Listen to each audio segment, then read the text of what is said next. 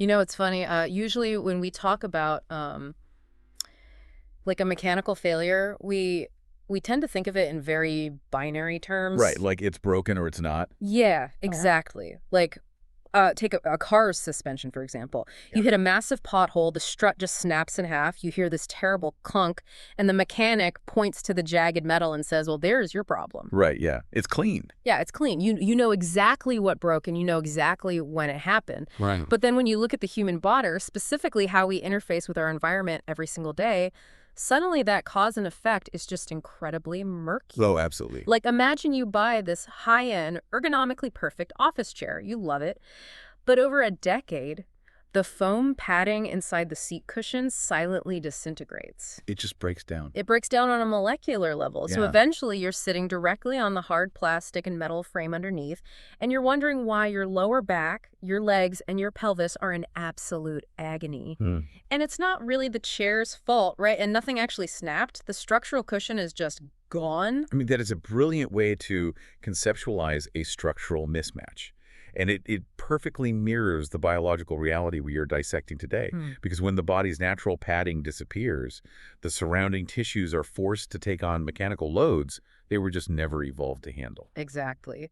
And so, welcome to the deep dive. Today, we are bringing together clinical studies on cosmetic gynecology, ergonomic physical therapy, and some highly specific biomechanical research to explore a mechanical mismatch that affects literally millions of people, but is almost never talked about openly. No, it really isn't. We are looking at what happens to the female body when the natural structural cushioning of the labia majora deflates, and we subject that newly unprotected anatomy to the chronic, relentless mechanical demand of modern sedentary sitting. It's a topic that sits squarely at the intersection of anatomical aging, the physics of posture, and chronic soft tissue trauma. The goal today is to really connect the dots between what happens hormonally to tissue over time and how the seemingly harmless act of sitting at a desk can just become a source of debilitating pain. Yeah, so to really understand the damage, we first have to understand the original equipment. Like from a purely structural, biological standpoint, what is the labia majora actually designed to do? Yeah. Because I think most people just think of it as external anatomy, not necessarily a load-bearing structure. Right, yeah. If we look at the embryological development, the labia majora, which are the outer folds of the vulva, are actually homologous to the male scrotum. Oh, Yeah, they develop from the exact same tissue blueprint in utero, but in the female body, they are primarily composed of dense adipose tissue. which is fat. Yes, fat, intertwined with a network of sebaceous glands, sweat glands, and hair follicles.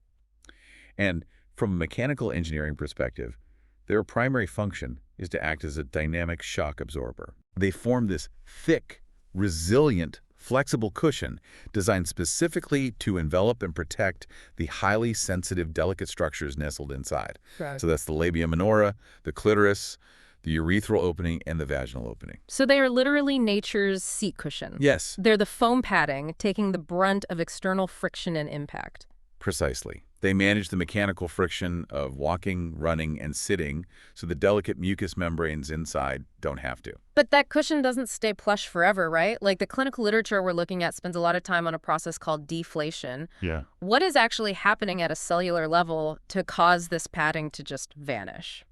It really comes down to how deeply reliant this specific tissue is on our hormones, specifically estrogen. Okay. You can kind of think of estrogen as the architect and the maintenance crew for the vulvar tissue. Right. It stimulates blood flow, it maintains the thickness of the skin, and crucially, it signals the local cells to keep producing collagen and elastin. So it keeps everything plump and stretchy. Exactly. Mm. But as women age, particularly as they transition into perimenopause and menopause, estrogen levels just plummet. Yeah.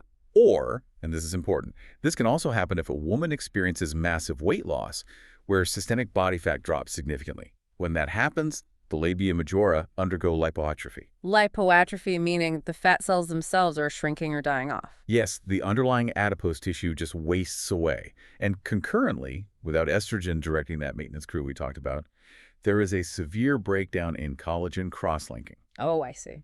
The structural scaffolding of the tissue fails. The tissue thins out, it flattens, it shrinks, and it completely loses its elastic resilience. Wow. It goes from being a plump, protective cushion to being lax, deflated, and incredibly thin. Which takes us right back to that couch cushion analogy. Right. The foam stuffing has essentially just worn away into dust over the years.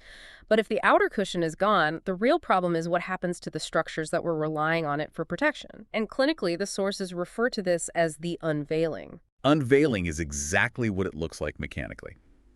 When the majora deflates and loses volume, the skin retracts. Oh. And in doing so, it unveils the labia minora and the clitoral hood. Oh. These delicate inner structures, which are packed with sensitive nerve endings and were previously tucked safely away, are suddenly left protruding. They're just out there. Yes, they are now the outermost layer of the anatomy. They are completely exposed to the elements, to the friction of clothing, and most importantly, to the intense mechanical forces of sitting. So if that cushion is gone and those sensitive structures are exposed, I'm suddenly looking at my office chair very differently. Like when I lean forward to type an email or stare at my monitor, what exactly is bearing my weight? How does the biomechanics of sitting change when the anatomy is unveiled? Well, to understand that, we have to look at the physics of the pelvis. Okay. Proper sitting posture, the kind of posture our skeletal system is actually designed for, requires our body weight to be balanced squarely on the ischial tuberosities. The sit bones. Yes, you probably know them as the sit bones. These are the two broad, dense, bony prominences at the very bottom of the pelvis. They are biologically engineered to bear massive amounts of weight for long periods. Sure, I mean, that's the ergonomic ideal. But realistically, nobody sits perfectly balanced on their sit bones for 8 hours a day. No, nobody does. We slump down or we aggressively lean in. And those shifts change the entire weight distribution model. Right. If you slump backward, you tuck your pelvis under. If you do the opposite, which is an anterior pelvic tilt, where you lean forward and arch your lower back to get closer to your screen, you rock your pelvis forward. Yeah, I do that all the time. Right. And when you perch on the edge of your seat or tilt forward like that, you lift your weight off those sturdy sit bones. And the mechanical load has to go somewhere. Yeah. And where it goes is directly onto the perineum and the now deflated, unveiled vulva. Wait, let me make sure I'm fully visualizing this. So when I'm perched on the edge of my seat, leaning forward, I'm not just giving myself a stiff lower back. I am literally taking the entire mass of my upper body and resting it directly onto my deflated labia and my exposed clitoral hood. You are. Oh my They goodness. are forcing a soft tissue structure, one that has just lost its protective fat layer and its structural integrity, to act as the primary weight-bearing pillar for your torso. That sounds awful. It is. And the hidden damage happening under the surface here is profound. Running right underneath that thin tissue is the pudendal nerve. The pudendal nerve. Yes, which is the primary nerve supplying sensation to the genitals and the pelvic floor. Okay. Alongside it is a highly complex network of local blood vessels. When you apply chronic, unrelenting physical pressure to that area, you physically trap and crush those vessels and nerves between the hard surface of your chair and the bones of your own pelvis. And obviously nerves do not respond well to being crushed. No, they do not. But it's not just the direct compression of the tissue, right? We're also dealing with what this terrible posture does to the musculature of the pelvic floor itself. This is where we get into muscular tension and a whole cascade of dysfunction. When you slouch or hold your pelvis in an unnatural tilt for hours on end, you are physically shortening the muscles of the pelvic floor. Okay. Imagine holding your bicep in a half curl for 8 hours. Over time, those pelvic muscles become overactivated. They enter a state of chronic spasm, and they literally lose the neurological ability to relax. So they're just constantly clenched. Yes. In clinical terms, this is called hypertonic pelvic floor dysfunction, or HPFD. HPFD. Your muscles are locked in a permanent cramp. And because a contracted muscle requires more oxygen, but simultaneously squeezes its own blood supply shut, this spasm restricts local blood flow even further, which severely exacerbates the nerve compression. Wow. It's a vicious cycle of tension and oxygen starvation. So we have the pudendal nerve being trapped against bone, blood flow being mechanically cut off by body weight, and the surrounding muscles locked in a permanent oxygen-starved cramp.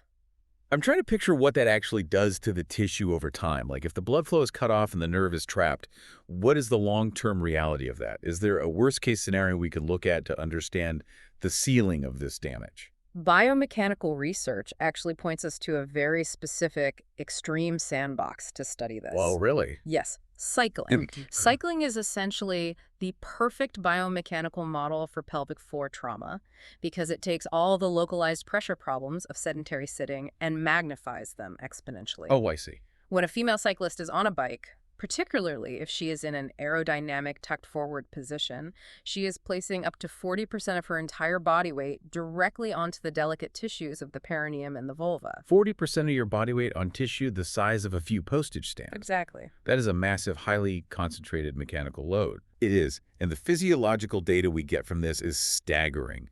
Studies using transcutaneous oxygen sensors, which measure the amount of oxygen reaching the tissue, show that the pressure from a standard bicycle saddle can cause a 70% drop in genital oxygen levels in just a matter of minutes.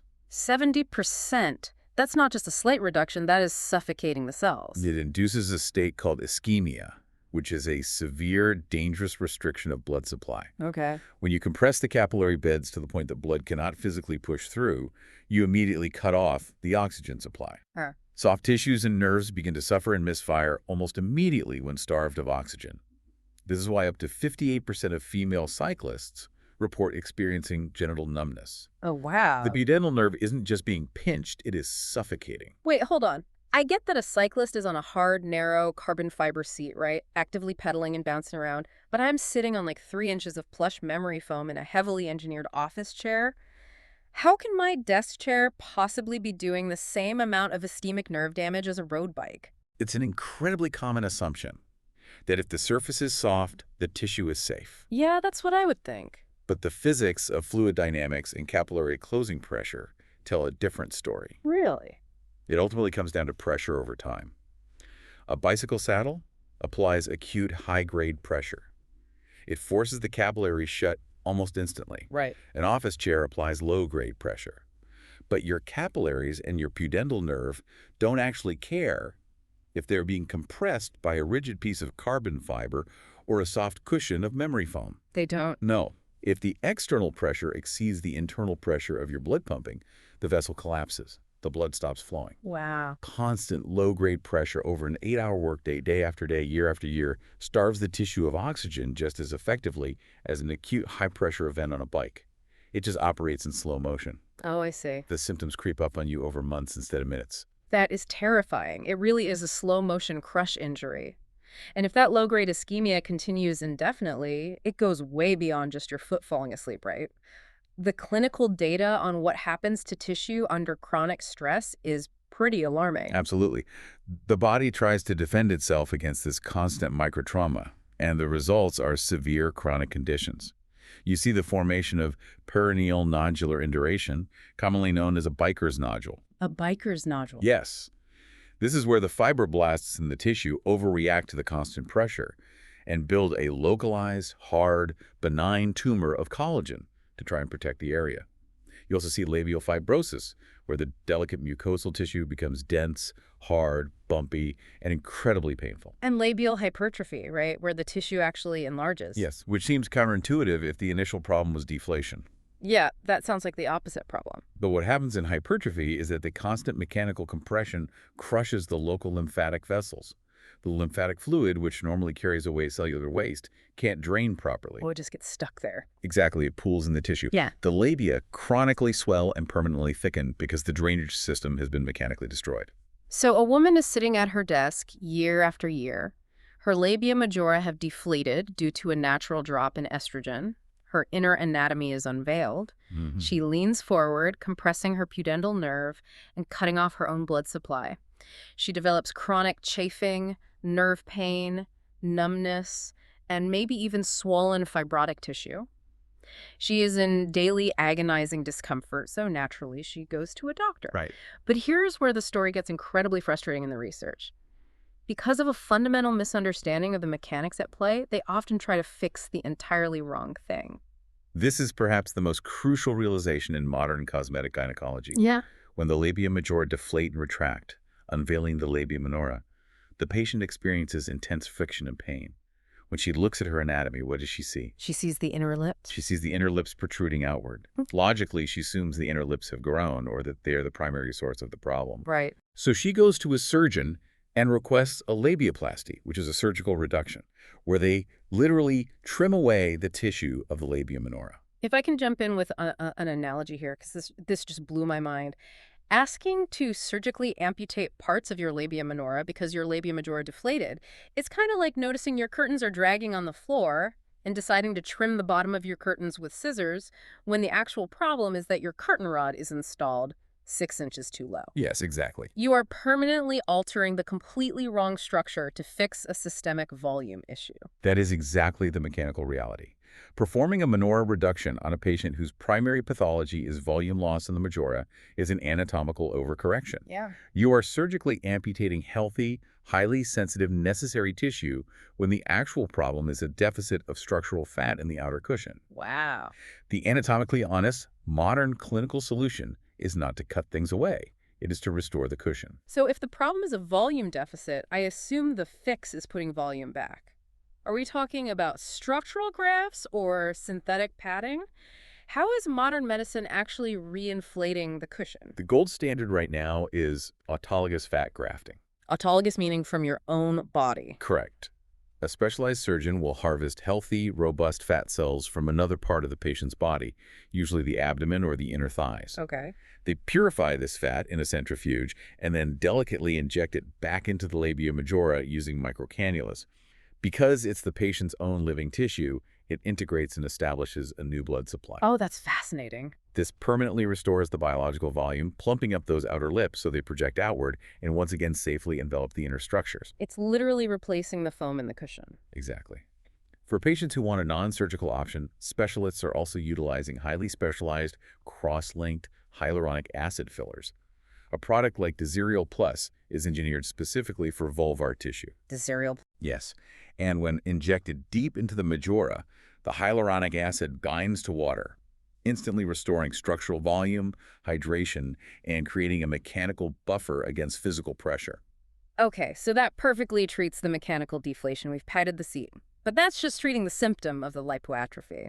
What about the underlying hormonal drop that caused the fat and collagen to disappear in the first place? Like, if we don't fix the estrogen deficit, isn't the tissue just going to continue to degrade? It absolutely will, which is why there has been a massive paradigm shift in the medical guidelines recently. In 2024, the American Urological Association released updated guidelines forcefully advocating for the use of prescription vaginal estrogen or vaginal DHEA therapy. Oh, wow. For decades, these tissue changes were brushed off by the medical community as purely cosmetic issues or just the inevitable, unfortunate reality of aging. Like, just deal with it. You're getting older. Exactly. But the AUA guidelines officially recognize this tissue degradation as genitourinary syndrome of menopause, or GSM. GSM, right. It is a severe, functional, physiological condition. Yeah.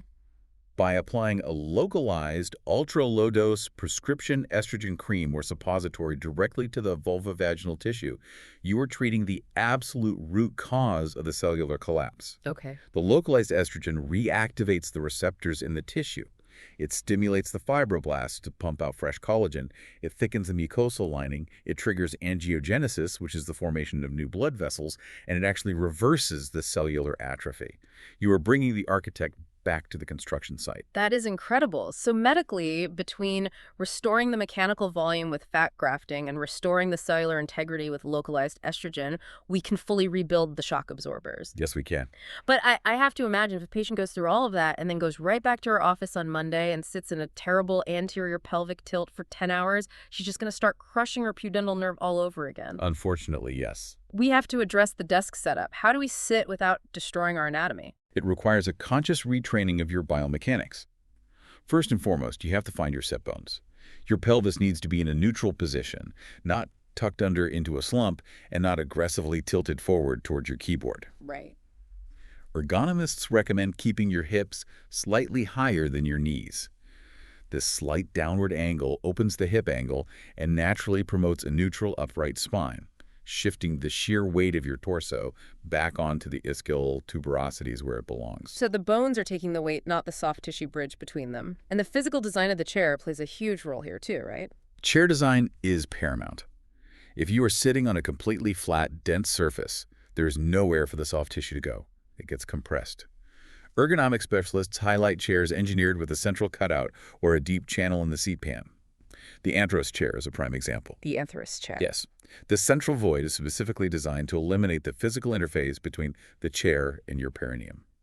The chair supports the sit bones and the thighs, but leaves the vulva and the pudendal nerve completely uncompressed. You're literally removing the surface that is causing the ischemia. Exactly. But even with a cutout chair and perfect posture, you can't just sit rigidly for 8 hours. No, because static posture inherently restricts blood flow no matter how perfectly aligned your spine is. This is where the concept of movement snacks becomes mandatory. Movement snacks. I love that term. Every 20 to 30 minutes, you must break the static load. Stand up, shift your weight, do a few hip circles, walk to get water. This temporary relief of pressure allows a massive rush of fresh, oxygenated blood to flood back into the pelvic floor. It flushes out the lactic acid built up in those tight muscles, and it prevents the pudendal nerve from reaching that critical threshold of hypoxia.